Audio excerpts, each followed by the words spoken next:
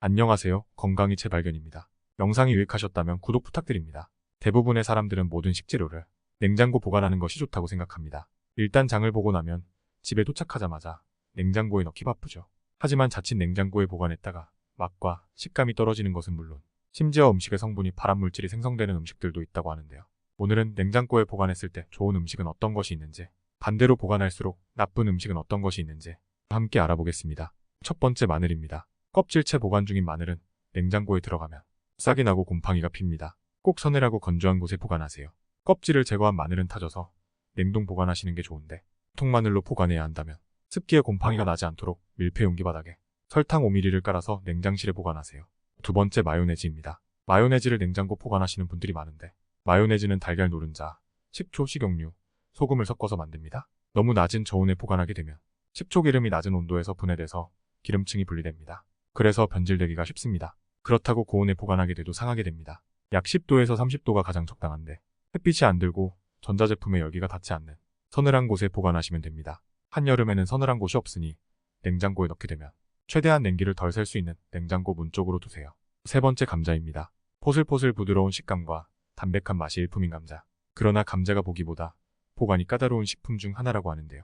감자를 4도 이하의 냉장 온도에서 보관하면 환원당, 포도당이 증가하는데, 환원당이 고온에 노출되면 감자의 아스파라긴이라는 성분과 결합해 아크릴아마이드라는 물질을 만들어냅니다. 아크릴아마이드란 국제암연구소 IARC에서 지정한 인체 발암 추적 물질로서 감자처럼 고탄수화물 식품을 120도 이상의 온도로 장시간 가열할 때 자연적으로 생성되는 유해 물질입니다. 감자칩이나 감자튀김처럼 튀기거나 굽는 등 조리 온도가 높을수록 혹은 시간이 길수록 더 많이 생성되는데, 연구 결과에 의하면 동물과 사람의 신경계통에 독성을 나타내며 유전자 변형과 위종양 신경독성, 신장 및 간독성 등을 유발하는 것으로 알려져 있습니다. 때문에 감자를 보다 안전하게 섭취하기 위해서는 냉장고나 추운 베란다는 피하고 햇볕이 들지 않으면서도 섭씨 8도 이상인 서늘한 곳에 보관하는 것이 가장 좋습니다. 네 번째, 참기름, 들기름입니다. 불포화와 지방산이 많은 식물성 기름은 공기나 빛, 열에 오랫동안 노출되며 변질되기 때문에 보관 방법이 중요합니다. 볶은 참깨를 압착해 짜낸 참기름에는 산패를 막아주는 리그난이라는 성분이 풍부하여 그늘진 곳에 상온 보관하면 최대 2년까지 두고 먹을 수 있는데요. 참기름을 오히려 냉장 보관을 하게 되면 침전물이 굳게 되는 동결 현상이 발생하면서 고소한 맛과 향이 떨어질 수 있기 때문에 실온 보관하는 것이 좋습니다. 하지만 반대로 들기름은 산패를 막아줄 만한 성분이 없을 뿐더러 공기나 수분에 노출되면 빠르게 산패하는 오메가3 지방산이 많기 때문에 반드시 뚜껑을 꼭 닫아 냉장 보관해야 합니다. 들기름은 빛과 열에 민감하기 때문에 병을 신문지 등으로 감싸 빛을 차단하고 개봉한 뒤에는 한 달 이내에 사용하는 것이 가장 좋습니다. 또한 들기름과 참기름을 팔 때 이 비율로 섞으면 리그난 성분이 더해져 영양소도 더 풍부해지면서 보관기간도 2배로 늘릴 수 있다고 하니 이러한 방법을 이용하는 것도 좋은 방법이 되겠습니다. 다섯 번째, 달걀입니다. 달걀은 닭이 낳은 직후 큐티클이라고 불리는 보호층으로 코팅되어 있습니다. 사실 달걀은 겉으로 봤을 때 완전히 내용물을 보호하고 있는 것 같지만 껍질 표면의 기공이라 불리는 약 7,000개에서 18,000개의 미세한 작은 구멍들이 존재하는데요. 이 구멍을 통해 계란 내부에서 외부로 수분이나 이산화탄소를 방출하지만 반대로 외부의 미생물이 내부로 가지 못하게 하는 작용을 합니다.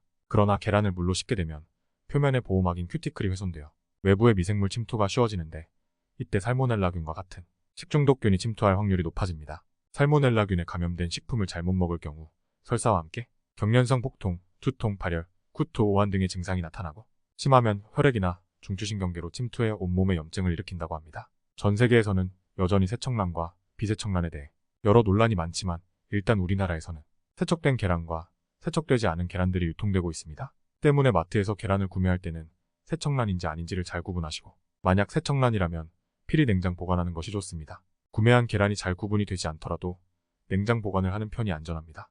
연구에 따르면 계란의 표면이나 내부가 살모넬라균으로 오염된 경우 박테리아는 실온에서 약 3주 후에 위험한 수준에 도달하지만 계란을 냉장 보관하면 6주 후에도 박테리아가 거의 자라지 않는다고 합니다. 따라서 달걀은 되도록 냉장 보관을 하되 이때 보관통에 따로 담아 차단해 보관하는 것이 다른 식재료의 오염을 막으면서 보다 신선하게 보관할 수 있습니다. 여섯 번째, 견과류입니다. 견과류가 건강에 좋다고 알려지면서 많은 분들이 꾸준히 챙겨 먹기도 하는데요. 그러나 견과류를 자칫 잘못 보관했다가 큰 낭패를 볼 수 있다고 합니다. 한 식품업체에서 견과류 보관 실태를 조사한 결과 잘못된 방법으로 견과류를 보관하는 비율이 절반이 넘는 56.2%로 나타났으며, 30.6%는 쉽게 손이 닿을 수 있는 공간을, 25.6%는 주방이나 찬장과 같은 곳에 보관하는 것으로 나타났는데요. 견과류를 실내에 보관하게 되면 아플라톡신이라는 강력한 독성이 생길 수 있는데, 이는 국제암연구소에서 지정한 1급 발암물질로서 간경변, 간의 출혈, 괴사 등과 함께 간에 암을 일으키는 것으로 알려져 있어 각별한 주의가 필요합니다. 아플라톡신은 물로 씻거나 가열하더라도 독성이 사라지지 않으므로 무엇보다 올바른 포관 방법으로 미리 예방하는 것이 중요한데요. 아플라톡신은 25도 이상이거나 상대 습도가 60에서 80%인 고온 다습한 곳에서 가장 잘 자라기 때문에 견과류를 보관할 때는 진공 포장기 또는 지퍼백에 넣고 공기를 최대한 뺀 후 냉동 보관 습도 60% 이하에서 보관하는 것이 가장 좋습니다.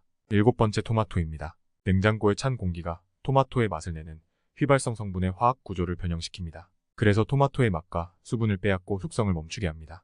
토마토를 5도 이하에서 보관하게 되면 저온 장애가 나타나 과육이 물렁해지고 당도도 떨어지고 껍질 표면이 쭈글쭈글해지면서 서서히 상하게 됩니다. 되도록 2, 3일 먹을 만큼만 적게 구매하시고 15도에서 25도 정도의 서늘한 곳에 보관하시는 게 가장 신선하게 먹는 방법입니다. 8번째, 껍질을 까지 않은 양파입니다. 양파도 마늘처럼 습기에 취약하기 때문에 냉장고에 넣어두면 곰팡이가 피고 끈적한 액체까지 흘러나와 악취를 풍깁니다. 양파를 보관할 때는 양파망에 담긴 그대로 바람이 잘 통하는 서늘한 곳에 걸어서 보관하는 것이 가장 좋습니다. 주의할 것은 감자와 양파를 같이 두면 양파가 더 빨리 상할 수 있습니다. 농촌진흥청의 발표에 따르면 가정에서 양파를 보관할 때는 껍질을 까서 밀폐 용기에 넣어 냉장 보관하는 것이 가장 오래 보관할 수 있는 방법이라고 합니다. 최대 한 달까지 보관이 가능하다고 합니다. 껍질을 까지 않은 양파는 상온에서, 껍질을 깐 양파는 밀폐 용기에 담아서 냉장고에 보관하시기 바랍니다. 9번째, 커피 원두입니다. 커피 원두는 냄새를 잘 흡수하기 때문에 냉장고에 넣어두면 음식 냄새를 흡수하게 되고 냉동실에 넣어두면 본연의 향을 잃어버립니다. 커피는 열과 빛에 산패되기 쉽기 때문에 빛이 닿지 않는 서늘한 곳에 보관하셔야 합니다. 10번째, 빵입니다. 빵을 오래 먹으려고 냉장고에 가끔 넣는 경우가 있는데 냉장고에 넣어둔 빵은 딱딱해지고 안 좋은 냄새가 납니다. 냉장고 안에서 빵이 차가워지는 동안 오히려 빠르게 신선도가 떨어집니다. 실온보다 낮은 온도에서 탄수화물이 급속도로 결정화되기 때문에 딱딱하게 변하면서 빵의 신선도를 잃게 되는 것입니다. 부득이하게 빵을 냉장고에 넣어야 한다면 냉동실에 얼렸다가 전자레인지로 데워서 드시는 게 좋습니다. 영상이 유익하셨다면 구독 부탁드립니다. 시청해주셔서 감사합니다. 건강하세요.